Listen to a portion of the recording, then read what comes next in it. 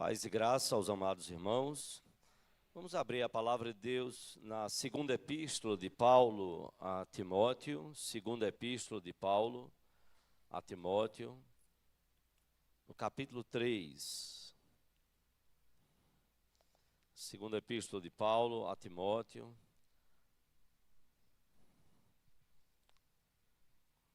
no capítulo 3. Logo após nós vamos orar por nossas crianças. 2 Timóteo, capítulo 3, os versículos 14 a 17. Nós estamos, dentre outros motivos, como igreja evangélica, a igreja comemora neste segundo domingo de dezembro o dia da Bíblia. De modo geral, nas igrejas evangélicas, em todas elas, o dia da Bíblia.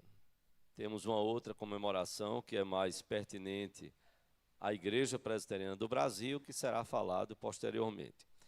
E sobre esta questão do dia da Bíblia, eu quero convidar você a meditar no que está na palavra de Deus, 2 Timóteo, capítulo 3, os versículos 14 a 17. Nos diz o apóstolo Paulo, orientando ao jovem líder Timóteo: tu, porém, permanece naquilo que aprendeste e de que foste inteirado, sabendo de quem o aprendeste e que desde a infância sabes as sagradas letras, que podem tornar-te sábio para a salvação pela fé em Cristo Jesus. Toda a Escritura é inspirada por Deus e útil para o ensino, para a repreensão, para a correção, para a educação na justiça, a fim de que o homem de Deus seja perfeito e perfeitamente habilitado para toda boa obra. Eu quero ler com a igreja a segunda epístola, na segunda epístola de Pedro, capítulo 3, segunda epístola de Pedro,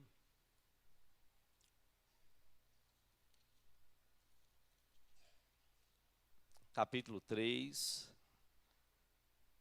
vamos ler os versículos 15 e 16, segunda Pedro 3, versículos 15 e o versículo 16. 2 Pedro 3, 2 Pedro 3, versículos 15 e 16. Vamos ler juntos? 2 Pedro 3, 15 e 16. Vamos ler?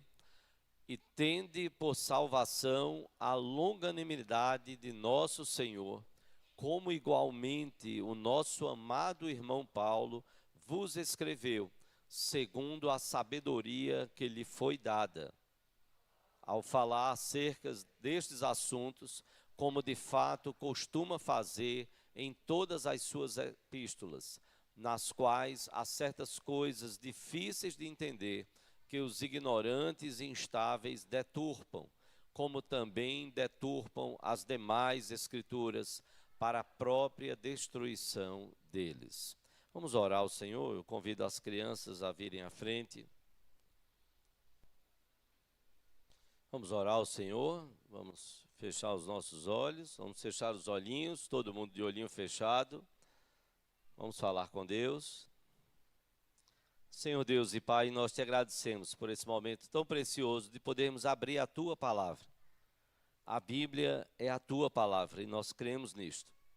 E nós clamamos que cada vez mais o Senhor assim se revele aos nossos corações através da Tua Palavra, que é a Bíblia. Que o Senhor possa nos dar essa certeza a cada dia, firmeza, alegria de podermos ter a Tua Palavra nas nossas mãos para a glória do Teu nome. E nós clamamos, ó Deus, que Tu possas nos conduzir nela. Abençoa os nossos pequeninos. Que as nossas professoras e professores possam ser instrumentos do Teu Espírito para levar a Tua Palavra ao coração de cada um desses pequeninos. Nos abençoa também aqui, quando no templo ficamos, para adorarmos o Teu nome. Que a Tua Palavra encontre um lugar todo especial nos nossos corações. Nós te oramos, Pai, assim. No nome de Jesus e para a glória dele. Amém, Senhor. Amém. Meus irmãos, há um filme que talvez, se você quiser um pouquinho de alguma certa diversão, faz um tempo, um certo entretenimento de um filme, não um livro, um filme com o título O Livro de Eli. O Livro de Eli, com o famoso ator Denzel Washington. E gira tudo em torno de um livro que as pessoas queriam se apossar dele, porque entendiam que ele tinha o poder de conduzir os destinos da humanidade. O livro de Eli. Tudo era feito para tomar esse livro, para se apossar deste livro. Nós não fazemos ideia, seja ele impresso ou virtual, como você tem aí no seu smartphone, em outras mídias, outras possibilidades e outras tecnologias. Talvez nós não façamos ideia do quão difícil foi chegar até aqui. Um livro que perpassa milênios, começou a ser escrito aproximadamente 1400 anos antes de Cristo, com Moisés, e um livro que perpassa milênios até chegar às nossas mãos, mas um livro que foi escrito mais ou menos no espaço de 1500 anos, 1400 antes de Cristo, com Moisés, iniciando, e terminando com o Apocalipse próximo ao final do primeiro século. Nós lemos 2 textos preciosos, e lógico que haveriam muitos outros textos para falar sobre a Bíblia, a preciosidade da palavra de Deus. Paulo diz a Timóteo, ele se refere ao Antigo Testamento, que era o que havia escrito naquele momento, eram os escritos que existiam naquela época. Paulo se refere ao Antigo Testamento como as sagradas letras. Paulo diz que, e prestem bem atenção à expressão que Paulo usa, toda Escritura, ele está se referindo ao que havia escrito, que era o que tinha escrito, era o Antigo Testamento. Toda a Escritura é inspirada por Deus, toda a Escritura. E Pedro, com o texto que nós lemos, 2 Pedro 3, 15 e 16, Pedro vai igualar, equiparar os escritos de Paulo, do apóstolo Paulo, a quem ele chama do amado irmão Paulo. Ele vai equiparar os escritos do apóstolo Paulo às escrituras do Antigo Testamento. Ou seja, que estariam em pé de igualdade, Novo e Antigo Testamento, e aqui Pedro está se referindo mais aos escritos do apóstolo Paulo. Ele então não está mencionando os evangelhos, mas falando sobre os escritos de Paulo. E é interessante a expressão que Pedro então usa ao dizer que ele escreveu, Paulo, segundo a sabedoria que lhe foi dada. Segundo a sabedoria que lhe foi dada. E Pedro não está muito preocupado com a sabedoria humana. Paulo, ele mesmo dá o testemunho que ele foi educado aos pés de Gamaliel, que era um grande mestre e muito respeitado no meio do Sinédrio.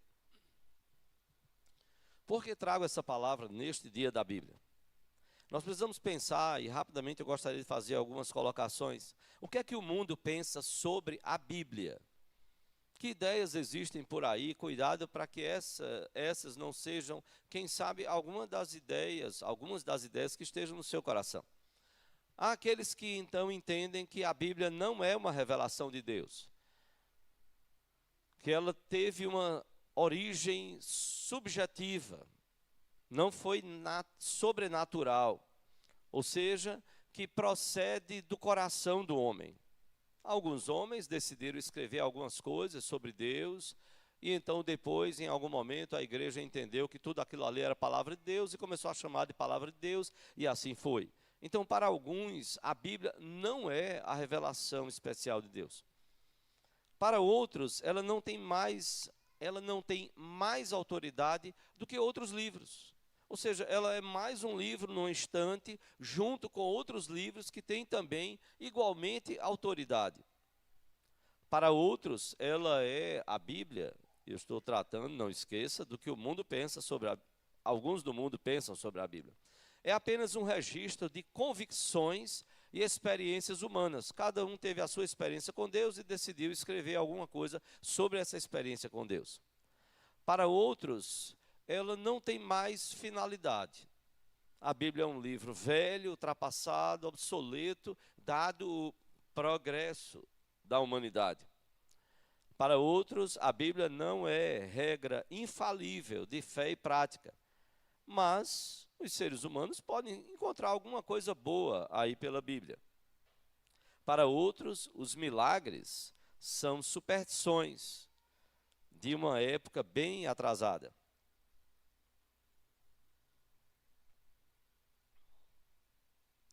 No século passado, levantou-se Rudolf Bultmann, um alemão teólogo, e ele começou a falar sobre a necessidade de desmistificar a Bíblia. E ele começava a dizer: a Bíblia está cheia de mitos, então nós precisamos desmistificar a Bíblia. Anos atrás, um senhor nos procurou, e pai de uma membro, bons anos atrás, estamos aqui há 23 anos, o pai de uma membro da igreja de Olinda, quando pastoreávamos, ele ficou horrorizado, marcou um dia para ir lá no gabinete. Ele era de outra igreja, de outra denominação, histórica, não era pentecostal, nem neopentecostal, não, histórica. E ele chegou no gabinete e ele disse: pastor, eu fiquei horrorizado nesse domingo. Eu estava na minha igreja e então um pastor convidado da nossa denominação começou a pregar sobre a multiplicação dos pães e dos peixes. E em um dado momento ele chegou e disse assim: irmãos, vejam só, não é que houve um milagre. Não teve milagre, ou seja, seguindo a linha de desmistificação de Rudolf Bultmann. Ele disse: o que aconteceu foi o seguinte, é que o discurso de Jesus, a pregação dele foi tão tocante, que naquele momento as pessoas começaram a tirar das suas bolsas um pãozinho, um peixinho. E aí, imagina, 5.000 pessoas, cada um com uma bolsa, começou a tirar pães e peixes, e quando viu, estava aquela multidão de pães e peixes. Não é que teve um milagre. E ele disse: pastor, eu sempre criei, continuo crendo, e vou crer no futuro que o milagre aconteceu. Porque é assim que o texto bíblico coloca. A Bíblia não diz: e tendo Jesus orado, pediu caridosamente que cada um pudesse compartilhar do que trouxe na sua bolsa. Não é assim que o texto bíblico diz. Muito pelo contrário. O texto é enfático em falar sobre o milagre. Mas há pessoas que não creem desta forma. Outros dizem que as afirmações da Bíblia elas são simbólicas e não verdadeiras. Por exemplo, o nascimento virginal do Senhor Jesus Cristo. Não teve nada disso. Simplesmente José e Maria, eles se uniram sexualmente e gerou Jesus. E ponto final. É apenas uma ideia, uma simbologia de pureza que foi atribuída ali a Maria e ao Senhor Jesus Cristo. A morte e a ressurreição de Jesus, a sua ascensão, são todos valores simbólicos. Inclusive, na história, alguns, e depois veio então uma ideia e um grupo chamado docetista, que daí veio o docetismo, de doques, do grego, que é parecer. Então dava a ideia assim: Jesus parecia que sofria, então ele estava ali na cruz, como se estivesse teatralizando, parecendo que sofria. Ele parecia que morria, ele parecia que ressuscitava, ele parecia que subia aos céus. Então, alguns entendem como algo muito simbólico. Parecia que fazia, mas não era de fato aquilo. Vocês percebem quanto desvio daquilo que seja de fato a palavra de Deus? A doutrina reformada, adotada pela igreja presbiteriana, igreja reformada na Europa, em alguns lugares, depois ela tomou o nome de igreja presbiteriana, a partir da Escócia, Estados Unidos, Brasil, igreja presbiteriana, mas reformada, como dizemos, não, nós adotamos, seguimos, cremos na doutrina reformada. Entende que a Bíblia é a revelação especial de Deus. Nós temos a revelação natural, mas a Bíblia, cremos que ela é a revelação especial de Deus. Ela é a palavra, não uma das palavras. Ela é a palavra de Deus, única, incomparável. Entende a doutrina reformada que a Bíblia ela é digna de toda confiança. que ela revela o que só Deus poderia saber. Como o próprio Deus pergunta a Jó: você estava lá na criação? Quando tudo foi criado? Você estava lá, Jó? Quem falou tudo aquilo para Moisés? Como é que Moisés poderia registrar sobre o início de todas as coisas se ele não estava lá? Se Deus não o revelasse? O diálogo de Satanás querendo tocar em Jó, quem estava lá para revelar? Jó não foi, e nenhum ser humano. O que se passa no coração do ser humano, só Deus para saber e poder revelar. Então, a Bíblia revela o que só Deus pode saber sobre a criação, sobre esses diálogos, sobre o coração do homem. A Bíblia entende, a doutrina reformada, que ela é o mais elevado sistema de moral. A Bíblia é o mais elevado sistema de moral. Não é, sem dúvida alguma, não é sem valor o fato de que os grandes códigos éticos, morais e de leis na humanidade estão sempre voltando ao Antigo Testamento e aos ensinamentos do Antigo Testamento. A Bíblia ainda exerce, digo, um poder sobre o mundo, o poder sobre o que as pessoas pensam e como elas devem viver. E é impressionante que no espaço de 1,5 milênio, 1.500 anos, como dissemos, de Moisés, 1.400 anos antes de Cristo, até João, quase que o finalzinho do primeiro século, 90, 100 anos depois de Cristo, com Apocalipse. Nesse espaço de tempo, a harmonia do conteúdo de todos os escritores, num espaço de tempo. Como alguns afirmam, é impossível que várias pessoas, num espaço de 1,5 milênio, escrevendo sobre diversos assuntos, tenha uma harmonia tão grande, conforme a Bíblia nos ensina. Só Deus para fazer isso.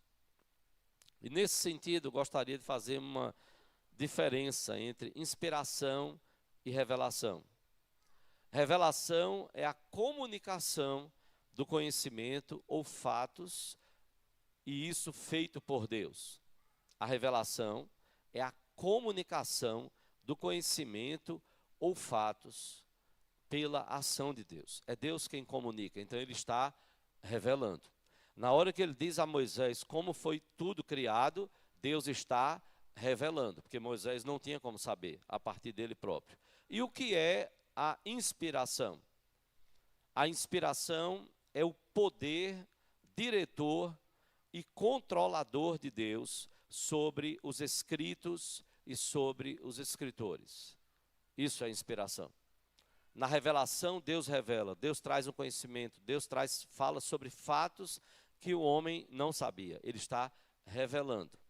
Mas na inspiração, Deus está dirigindo aqueles escritores, Deus está dirigindo o que vai ser escrito, como vai ser escrito. É a influência divina, preservando esses escritores de erros quanto ao ensino. Eles não foram usados mecanicamente, eles não foram robôs, a Bíblia não foi totalmente ditada, mas algumas coisas, sim, Deus ditou para Moisés como foi todo o início. E há relatos, então, e há momentos que Deus está dirigindo o que eles vão escrever, sem precisar Deus estar ditando, mas sim dirigindo, trazendo então e usando aquilo que o próprio Deus deu aos escritores enquanto conhecimento, enquanto estilo de escrita. No grego, o grego de Paulo, que era um homem altamente estudado, isso os estudiosos apontam e dizem, o grego de Paulo era um grego muito erudito, porque ele teve acesso a muitos estudos. Já Pedro, que era um pescador, por favor, não compare ao nosso pescador, muitas vezes analfabeto ainda no nosso país. Não, porque todo judeu, ele era alfabetizado para ler a lei, para conhecer a palavra de Deus, e ele era alfabetizado na lei, para conhecer. Então, Pedro, mesmo como pescador, ele tinha conhecimento, mas não tanto quanto Paulo, que teve e era considerado um rabino, um mestre no judaísmo. Então, algumas diferenças sim, mas Deus usando eles. Cada um com as suas limitações, seu conhecimento, sua capacidade, e Deus operando ali, não como robôs. Então, na inspiração, tudo foi inspirado, dirigido por Deus sobrenaturalmente. Deus agindo ali naqueles corações, sobrenaturalmente. Nem tudo foi revelado. Não precisa revelar o que os apóstolos viram, como nós, como superintendente, leu logo no começo. Pedro então diz, olha, esses olhos viram, nós vimos o Filho de Deus, nós não podemos deixar de falar, nós vimos, nós presenciamos, nós estávamos lá com ele. Então aquilo ali não precisava ser revelado, agora precisava ser tudo, toda a Bíblia precisava ser inspirada, dirigida pelo Espírito de Deus, para que eles não fizessem um registro de um ensinamento, por exemplo, errado. Não, inspiração, toda a Bíblia. Alguns registros, então, foram presenciados e não precisavam ser revelados, mas todos eles precisaram ser inspirados, dirigidos pelo Espírito Santo. Eu quero terminar levantando algumas teorias sobre a inspiração. E elas são muito perigosas.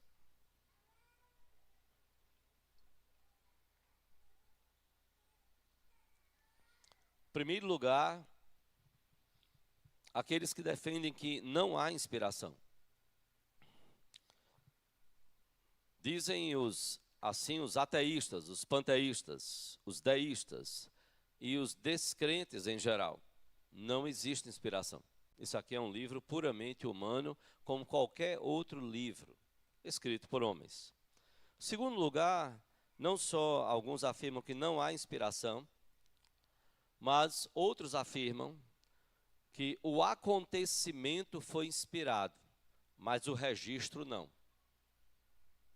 O que aconteceu foi inspirado, agora o registro feito não. A ceia foi inspirada, o registro sobre a ceia não. A criação, Deus estava dirigindo todas as coisas, e o registro sobre ela? Não, Moisés escreveu como ele achou que deveria ter acontecido. É ridículo, logicamente, isso daí. O Deus que inspira o acontecimento, por que ele não inspira o registro?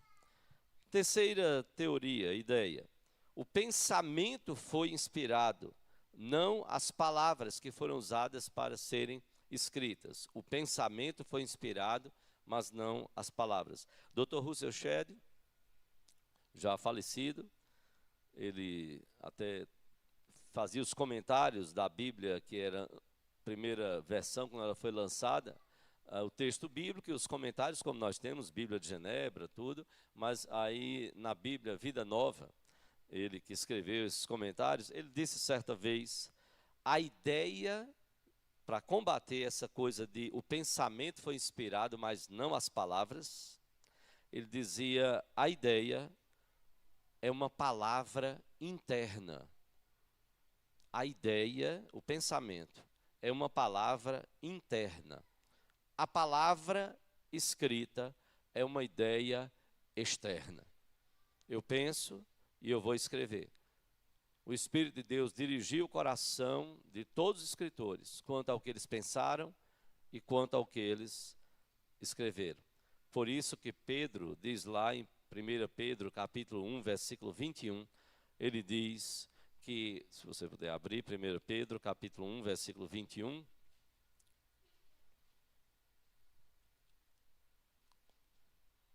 Pedro 1, 21.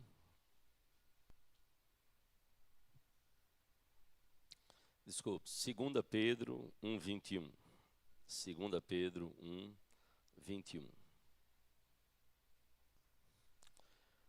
2 Pedro 1, 21 diz, porque nunca jamais qualquer profecia, e nós lemos esse texto no início do culto, porque nunca jamais qualquer profecia foi dada por vontade humana. Entretanto, homens santos, separados por Deus, falaram da parte de Deus, movidos pelo Espírito Santo. E se você olhar o final do versículo 20, ele vai dizer que nenhuma profecia da Escritura provém de particular elucidação. Pedro está dizendo, não foi a luz, não foi o entendimento, não foi a compreensão, não foi a capacidade humana. Não vem nada disso de particular, pessoal, elucidação. Não foi o homem que teve esse entendimento. Aí Pedro vai dizer no versículo 21 que nenhuma profecia foi dada por vontade humana, mas homens santos falaram da parte de Deus, movidos pelo Espírito Santo. Então precisamos entender que não tem nada disso, que o pensamento foi inspirado, mas não as palavras. Em quarto lugar, uma outra teoria é que diz que os escritores foram preservados de erro quanto à teologia, revelação, e não com a história, cronologia, ciência e outras coisas mais. Vejam bem, assuntos vitais, eles requerem a direção do Espírito Santo. Assuntos casuais, eles refletem o entendimento da época com a inspiração do Espírito Santo. Você quer ver um exemplo? Nós sabemos que, apesar do nosso conhecimento, todos nós temos, que não é o Sol que está girando em torno da Terra. Ele tem uma pequeníssima rotação, mas na verdade é a Terra que gira em torno do Sol.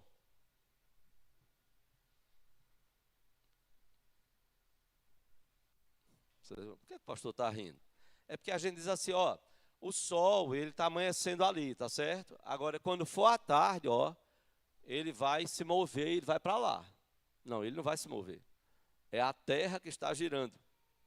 Então veja, se com todo conhecimento, século 21, a gente está dizendo que o Sol está se movendo, imagina Josué. Ele diz, o Sol parou. Deus parou a Terra. Qual o entendimento naquela época? Sim, o entendimento não ia adiantar Deus dizer, não, Josué, não é o Sol que parou, é a Terra que parou. Não, Senhor, mas o Sol está ali, ó. Ele não saiu dali. Ele já está há 24 horas ali. Não era esse o entendimento da época. Paulo diz que Timóteo deveria usar um pouco de vinho para os problemas estomacais dele. E aí os gastros dizem, olha, vinho não vai resolver determinados problemas estomacais, não. Pode até piorar. Mas o entendimento daquela época era esse. E o Espírito Santo vai preservar sim, sem nenhum problema. Porque aquilo não é um ensino com respeito à salvação, não é um ensino teológico, não. Era a compreensão que havia daquela época. Não coma carne de porco.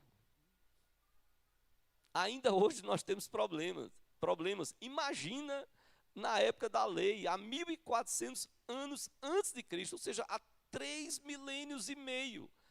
Aí Deus vai e preserva o povo de Israel de um monte de problemas. Não coma o sangue do animal. Aí lá vai Deus agora dizer, Moisés, explica lá o pessoal, eu vou te passar. Quando você abrir, você não tem esse entendimento. Então, porque não havia ciência na época para isso. As doenças são transmitidas através do sangue dos animais, sim. Hoje a gente tem esse conhecimento, mas na época não, 3 milênios e meio.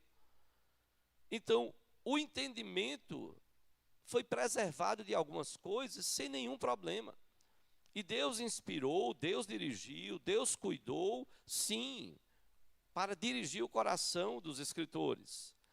Agora, não pensar que eles foram preservados de alguns erros, não de outros. Não, o Espírito de Deus estava dirigindo todas as coisas e cuidando de todas as coisas. Por último, a Igreja Reformada, ela defende a inspiração plenária, verbal e a inerrância da Bíblia. Plenária porque toda a palavra de Deus foi inspirada, como Paulo disse. A Igreja Reformada, a Igreja Presbiteriana e outras igrejas históricas defendem isso. Toda a Bíblia foi inspirada. Então, inspiração plenária. Inspiração verbal, porque os termos foram muito bem escolhidos. Os termos foram muito bem escolhidos. Quando a Bíblia diz lá no Salmo 128, bem-aventurado o homem,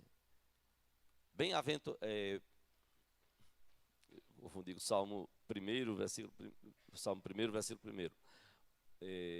Bem-aventurado o homem que anda... Não, aí é o Salmo 1, versículo 1. Salmo 128, versículo 1. Agora eu fiquei com o Salmo 1 na cabeça. E são 2 salmos, 127 e 128, família, né? Bem-aventurado aquele que teme ao Senhor e anda nos seus caminhos. Aí alguém diz, esse homem aí é o homem geral. Não. Olha o versículo 2, o que ele diz. Versículo 2, acordou? Bora lá? Já estou na frente da projeção. Do trabalho, não conversa, do trabalho de tuas mãos comerás, feliz serás, tudo te irá bem. Ah, mas não seria todos os homens? 3, já fui. Tua esposa, pronto. Quem é esse homem do versículo 1? Porque ele agora está falando a tua esposa. O homem do versículo 1 é o homem masculino, não é o homem no sentido genérico. Muito embora a Bíblia diz, bem-aventurado o homem que teme ao Senhor, se a mulher temer ao Senhor, bênção. Mas aqui o salmista está chamando a atenção para, ele está dizendo, me leve para o departamento infantil, crianças. Eu vou agora ficar afirmando isso. O lugar da criança, 9h30, é saindo com o departamento infantil, com as outras crianças, tá certo? Para lá. Elas têm a palavra para elas, tudo direitinho lá. Vou continuar afirmando. Veja só, esse homem que está aí é o homem do sexo masculino. Deus está chamando ele à responsabilidade. E aí ele vai falar como é abençoado esse lar. Esse lar, a partir desse homem que teme ao Senhor e anda nos seus caminhos. Aí ele fala da esposa, fala dos filhos. Veja, o Espírito de Deus escolheu esse termo, dirigiu o salmista para colocar o homem e não de modo genérico. E tudo isso faz sentido quando nós vemos o que a palavra de Deus nos ensina. Então a inspiração ela é plenária, ela é total, ela é verbal, porque são as palavras, e também é inerrante. Não há erros na Bíblia. Não há erros de ensino. Pode haver erro de interpretação, a gente pode interpretar de modo errado. Mas o Espírito de Deus não inspirou, não dirigiu para colocar erros. Faça a diferença entre compreensão da época, como eu dei o exemplo de Josué. Ali é compreensão da época, era o entendimento da época com respeito ao que era entendido naquela época. Toda a Bíblia é inspirada, é dirigida até as suas palavras. E nesse sentido, essa de inerrância, que não há erros, é que a verdade, e essa é a ideia de inerrância, é que a verdade transmitida em palavras, que quando entendidas, no seu sentido que foram usadas, por isso que os pastores estudam as línguas originais, para poder entender qual o sentido dessa palavra. Qual o sentido? O que é que significa isso? O que é que significava essa palavra no hebraico, no grego, para entender e qual a aplicação para as nossas vidas hoje. Então, no sentido que elas foram usadas, que realmente se destinavam a ter, elas não expressam erro algum. Quando a Bíblia diz, mulheres sejam submissas aos seus maridos, é preciso entender o que é submissão ali. E não há nenhum erro ali. E eu não vou dar aula aqui sobre isso, mas só para dizer, sabe qual o maior peso Deus colocou nos ombros dos homens? Maridos, amai vossas mulheres, assim como Cristo amou a igreja. Ame sua esposa. Como Cristo amou a igreja. Que peso tremendo. Foi o patamar mais alto Deus colocou sobre os ombros do homem. Ame. Você precisa amar. Porque quando você amar, você vai, até porque antes de todo esse texto, capítulo 5, versículo 21, a Bíblia diz, vai dizer a Bíblia, sujeitai-vos uns aos outros, no temor de Cristo. Então até você se sujeita à sua esposa. Você se sujeita por amor a Cristo, a Deus. Cristo assumiu a forma de homem. E ele chegou ao ponto de morrer na cruz do Calvário, por causa dos nossos pecados, os pecados da igreja, dos eleitos de Deus. Então não há nenhum erro nas expressões que são usadas. E eu quero terminar dizendo, em alto e bom som, a Bíblia não contém palavra de Deus. Ela é a palavra de Deus. A Bíblia não contém palavras de Deus. Satanás é muito astuto. Ah, não, a Bíblia tem muitas palavras de Deus. Tá? Não, ela não tem. Ela é a palavra de Deus. Alguém pode dizer, mas pastor, e essa fala de Satanás aí? É a palavra de Deus? É. Em que sentido? Da inspiração. O Espírito de Deus dirigiu Jó e o escritor, se estava com um ajudante escrevendo, para que ele registrasse um diálogo que nem Jó e nem o seu ajudante, se ele teve alguém como ajudante dele para escrever, eles não estavam nos céus. Eles não estavam no diálogo entre Satanás acusando a Jó e dizendo diante de Deus que Jó só era fiel por conta das bênçãos que Deus enchia Jó. Eles não estavam lá. Então Jó precisou ser inspirado pelo Espírito de Deus para registrar corretamente qual foi o diálogo que houve entre Deus e Satanás. E a palavra de Deus é inspirada, é Deus quem está dirigindo e dizendo, Jó, é isso, o diálogo foi esse, a fala de Satanás foi essa, você não estava lá, eu estou dirigindo o seu coração. Então toda a Bíblia é palavra de Deus, toda a Bíblia é palavra de Deus. Se nós cremos nisto, nós vamos ter o entendimento e a facilidade para poder dizer, Senhor, aquilo que os reformadores disseram, sola scriptura, só a escritura. Ah, mas tem essa tradiçãozinha aqui. Ah, mas olha, foi desse... Não, olha lá, vamos voltar para as escrituras. Vamos pegar a tradição e submetê-la à escritura. Eu lembrei e aí quero encerrar, e aí a gente tem que ter muito cuidado com as nossas tradições, que a gente às vezes pensa que está correta.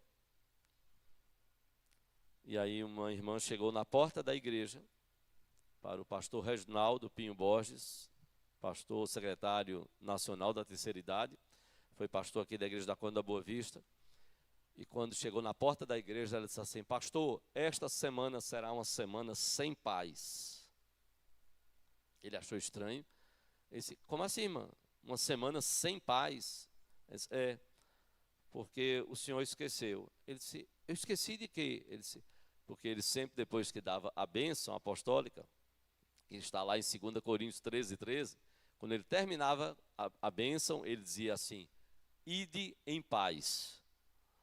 Pronto, aí a irmã chegou lá e disse, essa semana vai ser uma semana sem paz. O que é isso? Tradição. Tradição.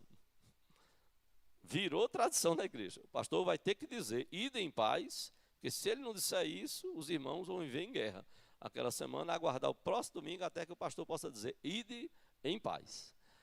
Então, nós precisamos trazer tudo à luz da palavra de Deus. Senhor, o que é que a tua palavra diz? E quando alguém disser, mas a Bíblia diz assim, assim, cuidado. Aí é o outro cuidado que a gente precisa ter, tá certo? A Bíblia é a palavra de Deus. Ela não simplesmente contém palavras de Deus. Ela é a palavra inspirada por Deus. Que o Senhor Deus nos abençoe.